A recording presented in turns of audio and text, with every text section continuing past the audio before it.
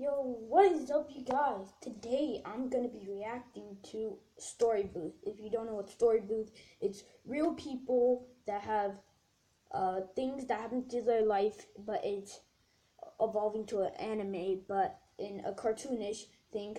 And so particularly this Story Booth is check out their channel. It's really good, and it has like stories about people in a cartoon. And this one is I stand up for racist mean girls. And let's go back and start this video. Around 7 years ago, I was really close friends with this girl named Caitlin, and we went to the same public school. I also had a lot of other friends. And back in grade 5, we didn't really care about, race. We were friends with everyone with different cultures and whatever. And later, things started to change. Me and Caitlin were playing at the park, and one of my other best friends came along, and she started to tell me that, hey, we shouldn't play with Caitlin because she's black. And obviously that didn't make any sense to me because I'm myself brown. But back then, I went with the crowd, so I went up to Caitlin and I said, Caitlin, I don't want to be your friend because you're black. In my ear. Just be in my video. I left. Really, just come in my video. Okay. And later, I felt so guilty because I did not mean it because she was my best friend. I just don't want to be best friends with her. I played After a few days, I went over to her house, I rang the bell, and she was standing there and she said, am I too black to be friends with you? And I felt really bad, and I'm like, listen, Caitlin, I'm sorry, I was just trying to fit in with the other girls, and I did not mean it, because you're my best friend, and you'll always be my best friend, so can you please think about it and forgive me for what I've done? So she accepted my apology, and we became friends again. Later, my best friends, which were the mean girls, came up to me and said, why are you friends with Caitlin? And I said, so we've been best friends forever, like, let me be friends with her. And they said, no, you can't be friends with her, she's black. And I said, you know what, I don't care. I can be friends with whoever I want to be. And that's when, they would bully me as well, bully me and Caitlin. Yeah. But I was like, I don't care, as long as I have a good friend. That's all that matters. Yeah, best friends forever. Okay. That was so short. So guys, my brother left, so I'm gonna watch this one. Their mom abused her child, but her dad was really nice to her. So let's just get started to this. There are people in our lives that make us feel safe and loved and respected. And then for some of us out there are people in our lives that are supposed to make us safe and loved and respected, but they don't do their job. My entire life, I've had a wonderful father who has made so many sacrifices for me and taken care of me so that I could have a better future. Unfortunately, I can't say the same about my mother. From a young age, I was always ridiculed, teased, and taunted by my mom. And whenever I did something wrong, I wasn't properly sat down and disciplined. I was yelled at and smacked even sometimes. I grew up with a very low self-esteem because my mom would say things like, you're terrible, I don't like you, I don't love you at all. I think that you're a big burden to this family. What possibly committed to have had you as a kid? And she thought that all of these words would just brush over and that I would realize that she somehow didn't mean them. But she said them so many times that I don't think she doesn't believe them. In fact, I'm quite sure that she means everything that she says. And as a result, it has lowered my self-esteem and my self-worth, and it has made me do things like cutting and inflicting self-harm. As a young adult, even now, I suffer with this.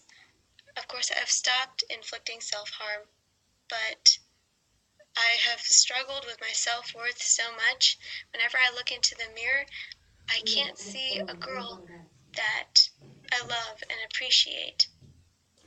I can't see somebody that is strong and independent. I see someone who's weak and who's been broken and shattered by a negative influence all her life.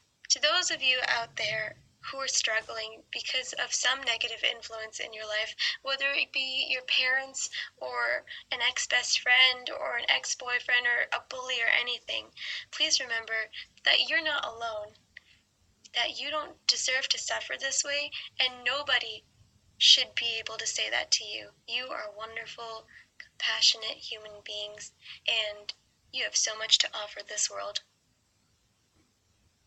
Don't let this negative influence take over your life anymore.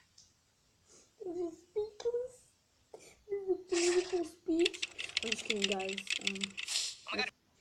Okay, there's another one of these, and this one is called "There Was a Time When I Was Homeless." Me and my sisters didn't get along, and I could never understand why. They bullied me, tormented me for a long time as a kid.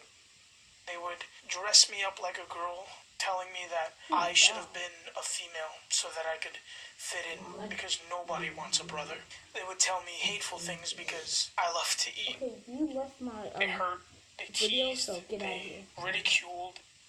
It was terrifying. I know. Despite my mother doing her best, she was never home long enough to enforce the rules because she had to take care of us. She had to keep us alive and food in the house and a roof over our heads.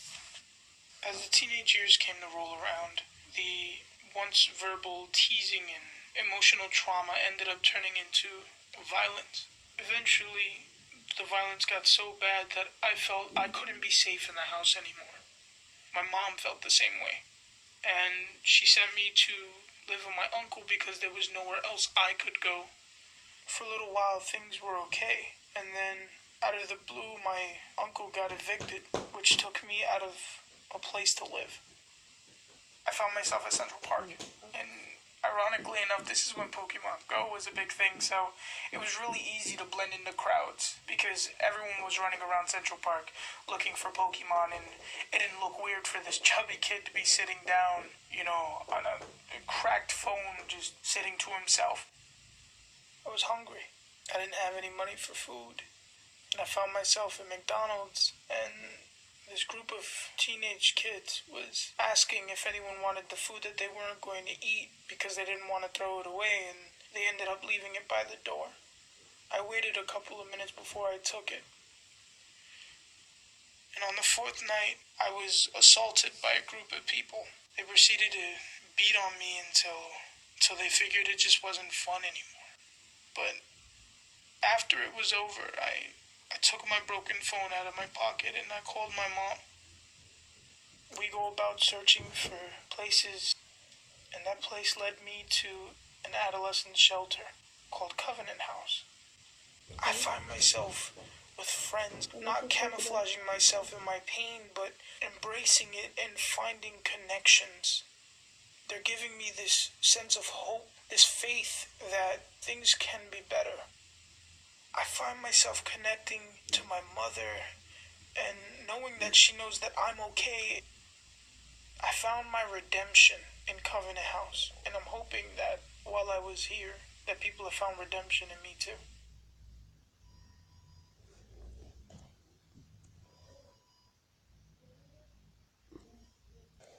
So guys, I hope you get the point of Story Booth. It's people with cartoon stories in their real life, but it's cartoons.